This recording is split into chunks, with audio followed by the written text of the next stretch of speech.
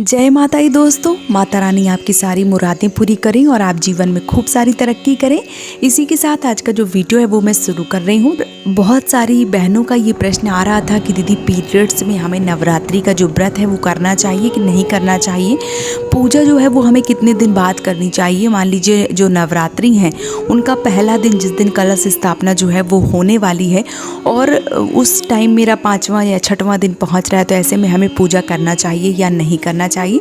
तो चलिए आज के वीडियो में मैं आपको सारा कुछ डिटेल से बता देती हूँ। देखिए जब पीरियड्स आता है वो एक मैंने अपने कई सारी वीडियो में बताया, इसमें फिर से बता दे रही हूँ कि जो पीरियड्स है, जो मासिक धर्म है, वो प्रकृति की देन है। उसको हम जानबूझ के और अनजाने में भी उसको टाल नहीं सकते हैं। हाँ, 1-2 दिन की बात है तो कोई भी मेडिसिन वगैरह लेके हम उसको टाल सकते हैं, लेकिन वो एक तरीके से नेचुरल है और वो आना ही आना है। ऐसा नहीं है कि किसी एक को आएगा किसी दूसरे को नहीं आएगा। वो देखिए विधि का विधान है और वो हर एक जो भी माताएं बहनें हैं तो उन सबको जो पीरियड्स है उससे गुजरना पड़ता है। तो आपको परेशान होने की ज़रूरत नहीं है। कई बार क्या होता है, बहुत सारी चीज़ों की हम तैयारी कर लेते हैं और लास्ट मोमेंट पे देखते हैं कि पीरियड्स जो है वो आ गया है, तो आपको परेशान होने की ज़रूरत नहीं होती है।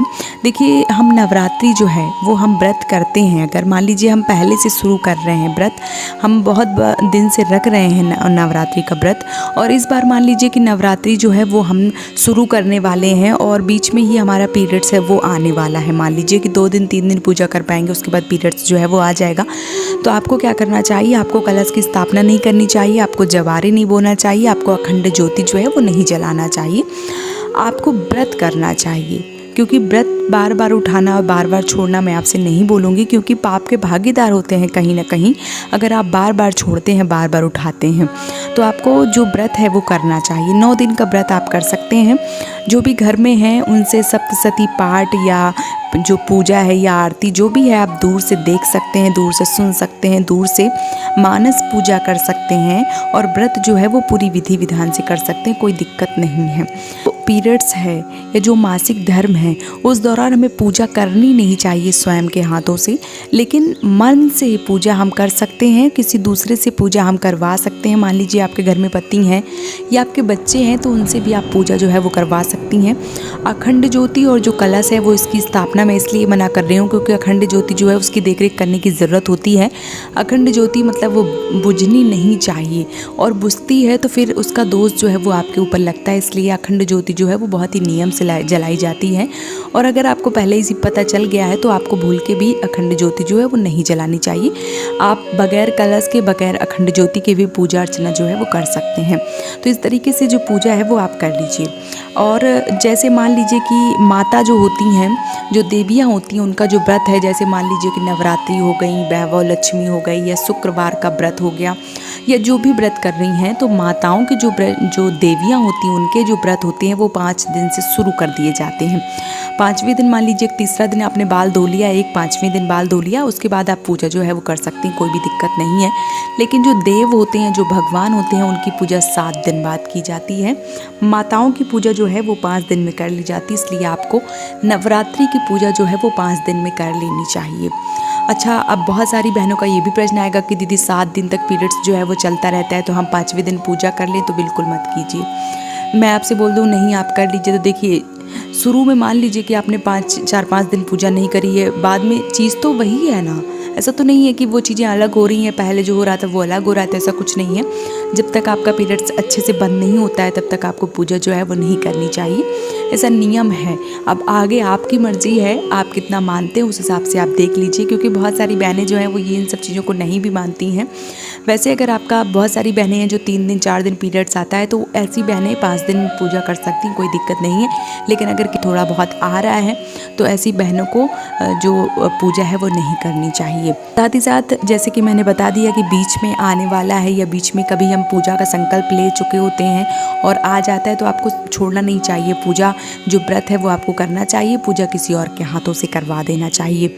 और जैसे रामनवमी हो गया, मान लीजिए कि बहुत सारी बहनों को नवमी के टाइम पे पूजनी होती है, अष्टमी या नवमी, और तभी पीरियड्स आ जाता है, तो ऐसे में उनको क्या करना चाहिए, ऐसे में जो नारियल है और जो बतासा हैं वो आप चढ़वा सकती हैं अपने पति के हाथों से, अपने बच्चों के हाथों से, क्योंकि जब नवमी होती है या अष्टमी जो भी पूजती हैं तो कुर्बाड़ी बोलते हैं, पूड़ी जो है वो 9 पूड़ी और हलवा या खीर या चने जिससे भी भोग लगाया जाता है।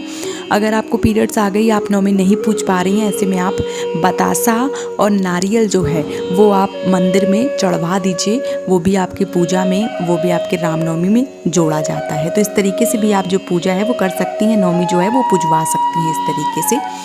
और पूरी विधि विधान से आप पूजा करवा सकती हैं। बस आप दूर से ही सप्तशती का पाठ जो है वो सुन सकती हैं, माँ की आरती सुन सकती हैं, हाथ जोड़ के मानस पूजा कर सकती हैं।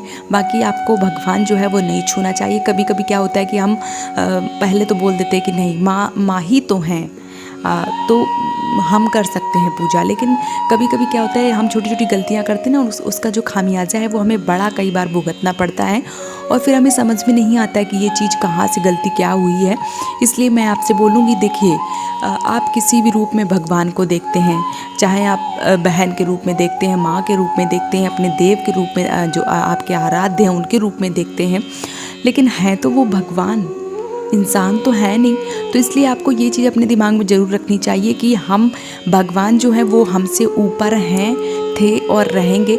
हम उन्हें अपने बराबर लाने की कोशिश ना करें और हम पीरियड्स के दौरान भगवान को ना छुएं। ये चीज़ें आपको ध्यान में रखनी चाहिए, क्योंकि जो भगवान है वो कभी कभी, जैसे बहुत सारे लोग बोलते होंगे, आपने सुना होगा कि भगवान जो है वो लाठी नहीं मारते हैं, लेकिन चोट कभी कभी ऐसी लग जाती है कि शायद सोचा ही ना हो। इसलिए आपको छोटी छोटी बातों का ध्यान रखना चाहिए और पीरियड्स के दौरान पूजा जो है वो नहीं करनी चाहिए। मानस पूजा कर सकते हैं आप, किसी दूसरे से चढ़वा सकते हैं, व्रत कर सकते हैं आप, लेकिन भगवान को छूना वर्जित माना गया है पीरियड्स के दौरान। तो इस तरीके से आप पीरियड्स में पूजा कीजिए और अपनी सारी मनोकामना जो है वो पूरी कर लीजिए। उम्मीद करती हूँ कि आज का वीडियो आपको पसंद आया होगा। वीडियो पसंद आया तो चैनल को सब्सक्राइब और वीडियो को लाइक करना बिल्कुल भी ना भूलें। जय माता दी।